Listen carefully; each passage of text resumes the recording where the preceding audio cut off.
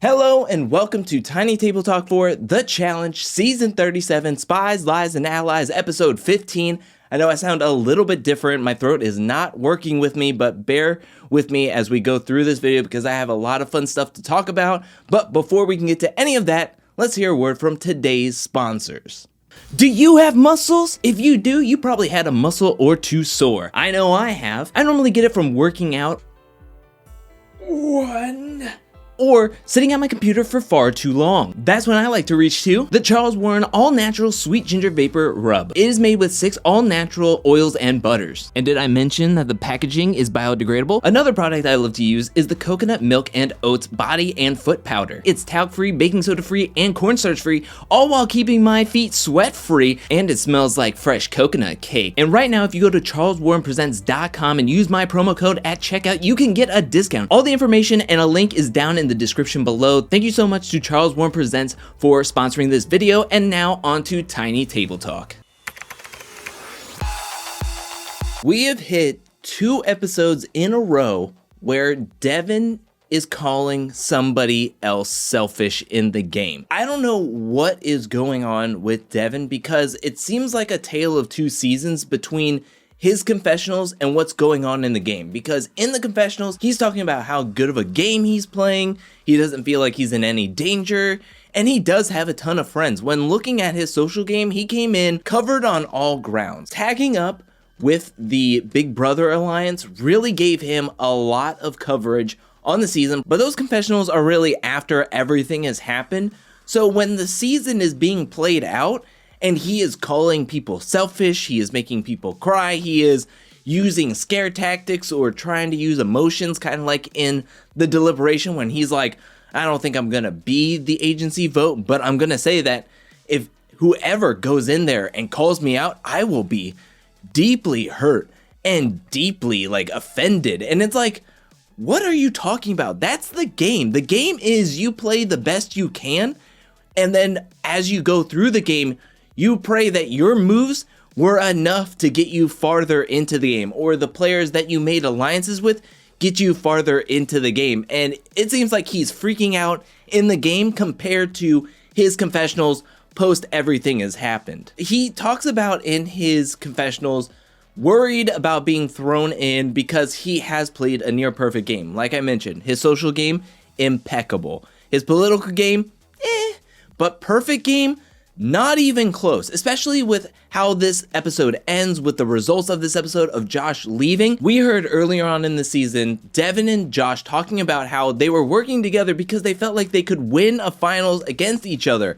But now that Josh is gone, I think every man in that house, whether this turns into a solo game, a paired game, or if it stays a team game, I think Devin is on the bottom rung of the male competitors. And I mean that because if he goes up against anyone one-on-one, I think they could beat him. And even in a final setting, he has a lot of people on his team that I don't think they will all work together in a way that I think Ruby could even work together, and especially Sapphire. I think even with Kyle on the team swapped out with Logan, Kyle is great. I mean, let's look at everybody's resumes. You have CT, the main winner, which you can't say you're playing a perfect game with CT still in the house. Kyle came in second in Total Madness finals, and he came in the top 4 on his rookie season against a very stacked finals cast. Nelson has come in second in the finals, and then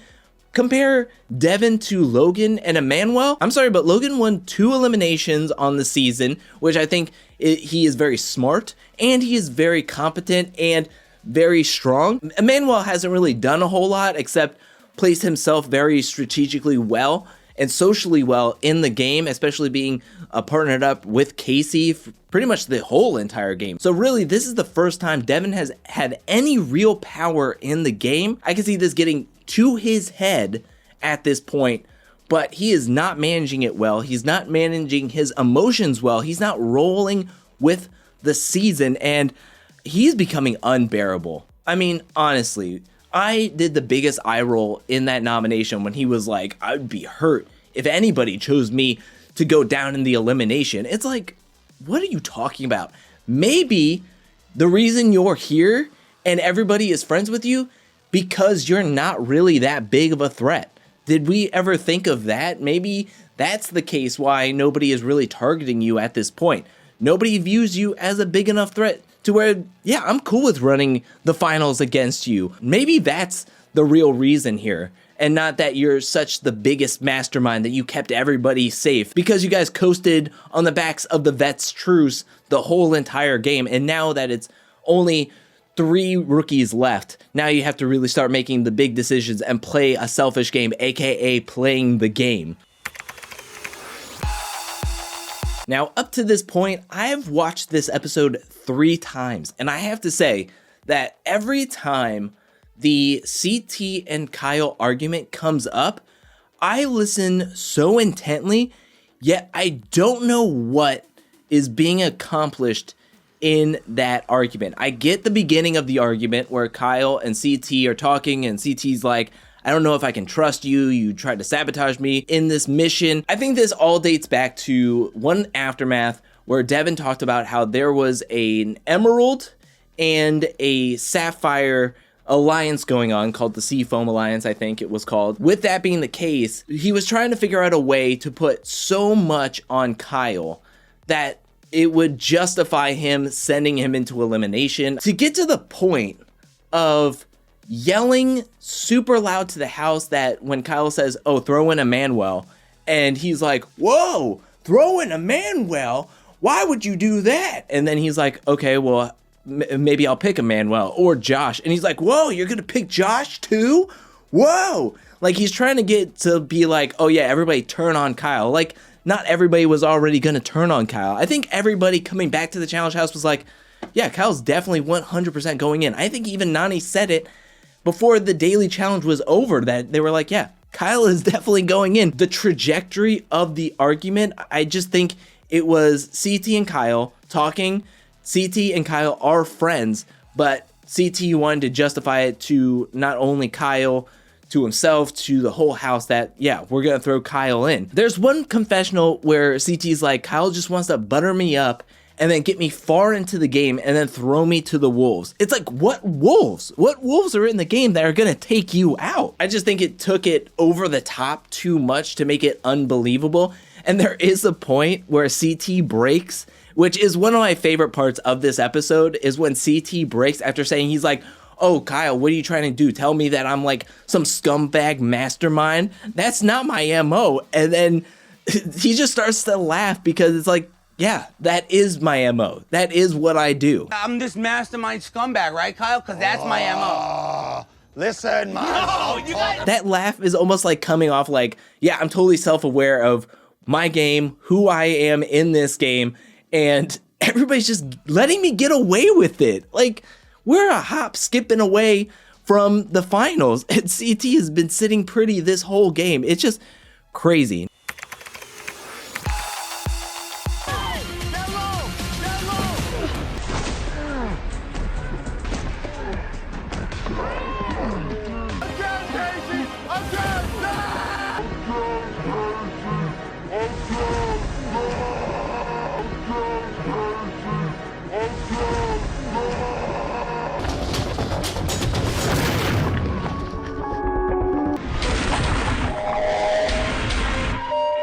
Kara comes down like the little engine that could and sticks Nani.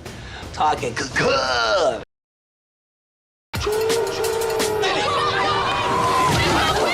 I feel like I just hit a freight train going 1,000 miles per hour.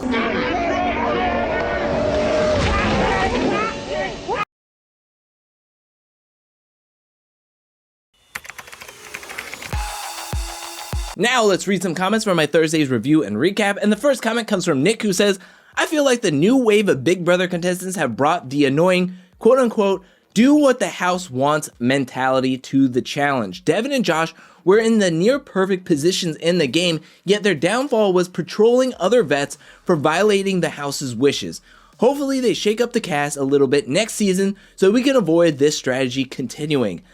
I didn't think of that until I read your comment, but that's exactly how it feels. It feels like it is turning more into the Big Brother social game where it's getting into a majority of alliance and then, oh, Why are you playing a selfish game when you're not trying to help me win or the majority of the house, which is pretty much the Emerald team by itself because they had 6 players to the rest of the teams that combined to make 7. I would love for just one season where there's only one Big Brother player, like only have Casey for a season and then leave Josh and Fessy at home. I feel like they always work with each other no matter what. And the 3 of them, because they have already 3 people in the numbers and then they have friends on the side like Nany, like Tori, and they can just easily collect more and more numbers. Really, now that Josh is gone, I would love to see him take a season or 2 off after doing 5 consecutive seasons. And I mean, I just would want either Fessy or Casey by themselves, see where their game is and strategizing and how they get through everything when it's just them, when they can't have their best friends consistently to lean on every single season. I would like to see that and really switch it up.